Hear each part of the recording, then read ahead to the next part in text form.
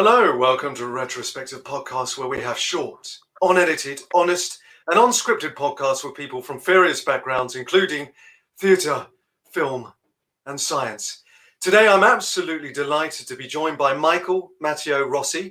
He is a filmmaker, producer, and writer from Los Angeles. He's written and directed several feature films, including Chase, which picked up multiple awards, including Best Action Film at the Hollywood Reel Independent Film Festival. Hello, Michael. How are you? I'm doing great, thanks. It's awesome to be on here. I appreciate it. Okay, you're welcome.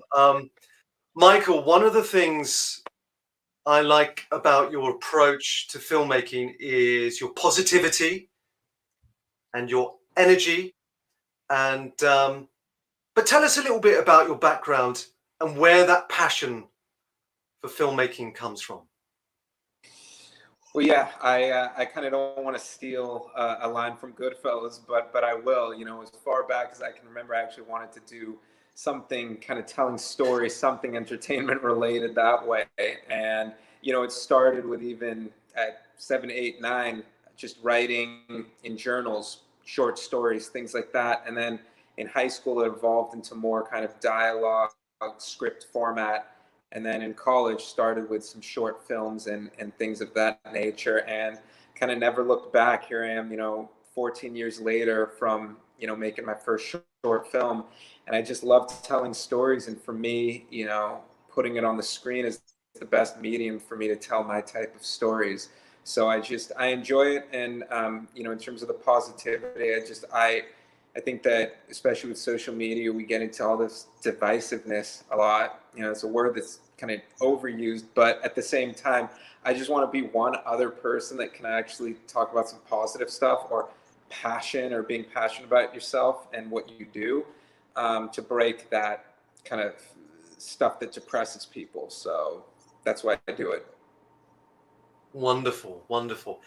And what are some of the influences when you were growing up? Some of the filmmakers that really inspired you?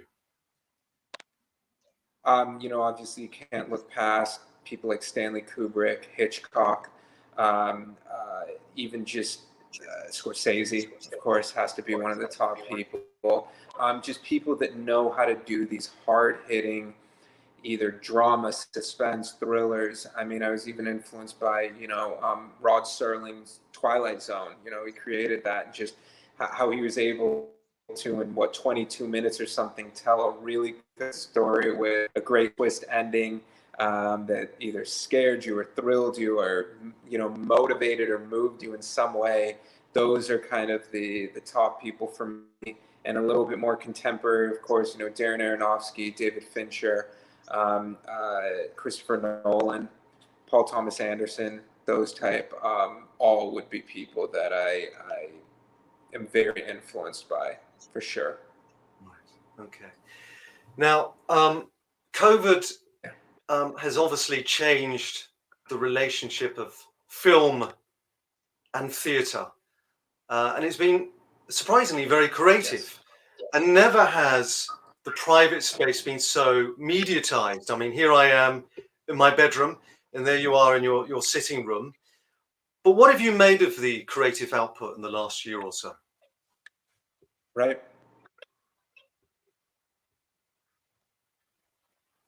I think that we have had to box thinkers even more so now, because especially at the beginning, we would be, you know, stuck at home, couldn't really go out that much. I actually shot a feature last summer, and it was kind of a contained one location feature, but had to be creative with it. And thankfully, everybody was safe. It was good. But am I looking forward to things getting back to some sort of uh, absolutely, but you know, you roll with the punches with it as well. And I'm just, that's why my next feature is going to be in October, and hopefully by then there'll be some degree of normalcy, even more so, so that I can you know, make the film without so many regulations and reservations about it.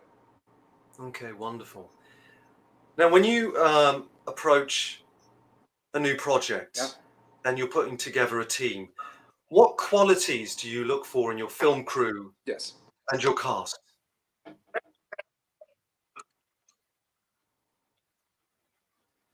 I think that I look for what their experience is. I look for if they have experience either in front of or behind the camera working on the same type of genre films that I work with kind of character driven drama, action thrillers. I obviously look at their skill, you know, their real, whether they're or cinematographer, all of that. And do they seem like no drama, no ego, easy to work with? Because again, when you're on set, you're pulling those 12-hour days, 5, 6 days a week. You want to be able to get along with these people, you know, so it's not just all negative energy or a nightmare being on set all the time. So all of those type of things. And then I love to work with a lot of the same people again, people that I trust, people that I know understand my work and enjoy working with me as well. I'd like to think that I'm pretty easygoing and not too difficult to work with. So it's, again, it is that team effort. Right. Okay. And as an actor, I often get sort of influenced by different things. Maybe sometimes it can be a piece of music or a costume or a prop, or maybe a line from the script, or maybe perhaps another movie. But when you're starting on a project, what influences you?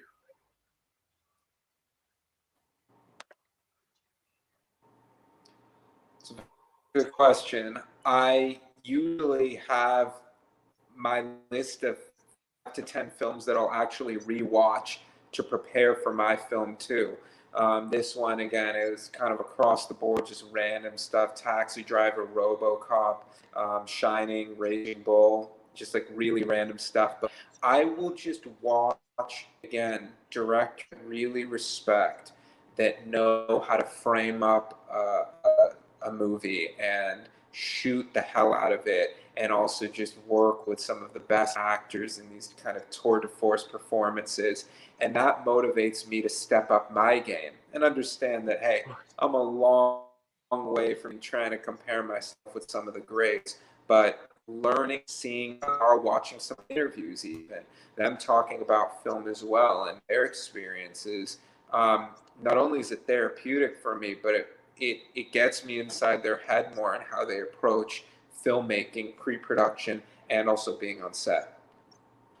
Okay, wonderful, wonderful. Um, how do you go about raising Yeah, funds for your films? that's uh, that's the $1 million question, isn't it? No pun intended. Every indie filmmaker's Achilles heel. That's probably the question that I get asked the most. Um, I have gotten very fortunate enough to know a few kind of high net worth individuals that had seen some of my work before, and that put in some money towards it. When I was starting out, especially, I invested in myself. I had to kind of, raise the funds and put in money that I had saved into it. And because again, you have to invest in yourself. You have to spend money to make money a lot of the time. So I've gotten very lucky. I haven't had to do the Kickstarter type route, but I know people who have, and total respect to them because it's not easy and it's a lot. Um, but again, there's no one way. But I just say the more content you create, the more you can show potential investors, and then they see, okay, you're on your way up. With each film, your films get better and better and more successful. That's what it's about. Okay. And how important is the role of social Yeah, media in filmmaking?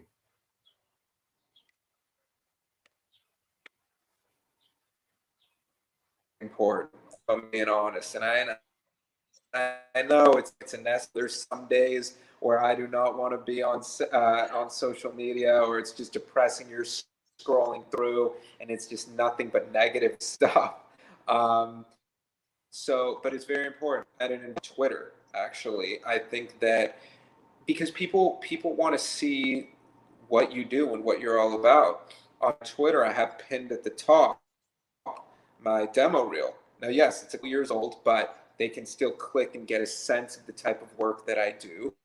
I obviously put my IMDb, I put kind of all the other pertinent links, but in this day and age, it's very, very important. It is. You have to use it. And I thankfully have been able to cast some great people off of social media, network with people, and I do think it's very important. I really do. Yeah. Okay. Now, just going off topic for a moment, I'm an ardent Norwich City fan, and we've just won promotion back to the English Premier League. And I read somewhere that you are a follower of the English Premier League. Is that right? Yeah. What teams do you support? I am. Well, first of all, so you like Norwich City. We just won promotion. Because I know it's right. No, which is great. First of all, I always really like Norwich's colors. I like their colors, kind of the green and all of that. You guys have the gray fans and everything. But this might surprise you, but I actually like both Arsenal and Tottenham. I know, both like North London teams. They're like the rivals, but I like both of them. I like both of them. I like Arsenal, Tottenham, and Liverpool. Arsenal, Tottenham, and Liverpool would be the top three with that. I really loved. What was it? What was the season where Man City won and they beat QPR, and it was that last minute Aguero goal? That must have been like 2012 or 13. But I remember that was one of the best it was a few years ago now. Even though I'm not a big Man City fan, you remember that, so again, I just love the passion, and that's where we talk about, I can't wait for packed fans to be back in the stadiums. I can't wait for that, because I think that the Premier League has some of the most passionate fans in Europe, in the world. I also do watch the Bundesliga sometimes. I'll watch Serie A, but I think that the Premier League is the league I watch the most. Okay, yeah. Now, there's been a lot of controversy recently with the Super League. I don't know if you heard about that, where there's the top 6 teams in England are trying to sort of break away and do their own. Yeah, so it's upset pretty much everyone.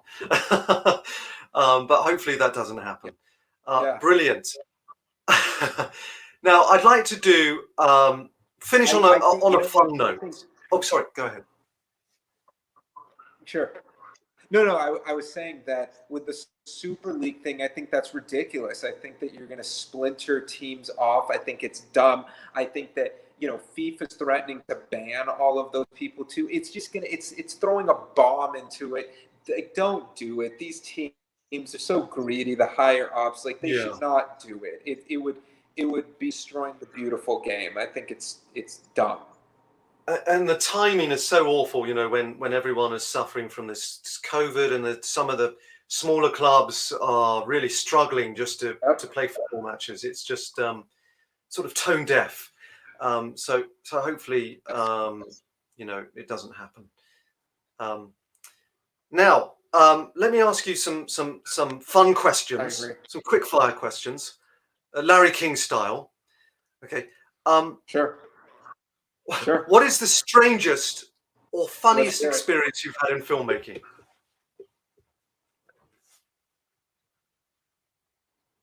Oh man, that is a tough one. You gotta give me a second with that. The strangest and funniest one. Well, this was a short film that I don't even know if it got completed. I'll be honest with you. I really don't. This was back in 2017. And this one actor, it was a really silly comedy, and I don't even do that many comedies. It was fun. I had a good time working on it. But the actor had to eat like the grossest burrito ever. Like I just remember, like, it was the nastiest stuff, terrible. And I don't know what it was about it, but watching him keep that straight face while he was eating the most disgusting food ever, I was cracking up. I couldn't get through it. We had to do it so many times. It just kept cracking me up. So he had to be there. But it was crazy because he was eating like the most disgusting and just keeping keeping a straight face while doing it. I don't know. It was a silly little thing, but that probably would top the list. All right, brilliant. What keeps you up at night? Yeah.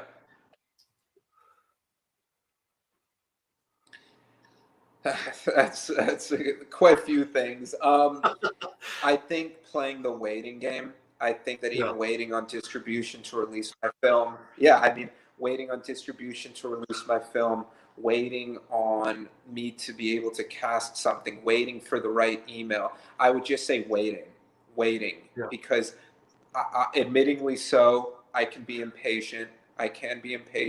I like to move quick and efficiently. So when I'm having to wait on something, it kills me. So it's tough. It really is. So that's probably the number one thing. Yeah. Okay, I can definitely relate to that. What is the one thing you wish you knew when you started your career that you know now? Keep in touch with the people that you know are on the up. Do not lose contact with those that you see having the same potential that you might have about building up and nurture the relationships. And I don't mean it in a selfish way, but just maintaining those relationships. And also understanding, it's the age-old cliche, but it is true. If it sounds too good to be true, it is. It is. And don't be so gullible with it. And things, I would say. All right. Well, brilliant, Michael. Thank you so much. That was a fantastic interview, and I'll talk to you afterwards.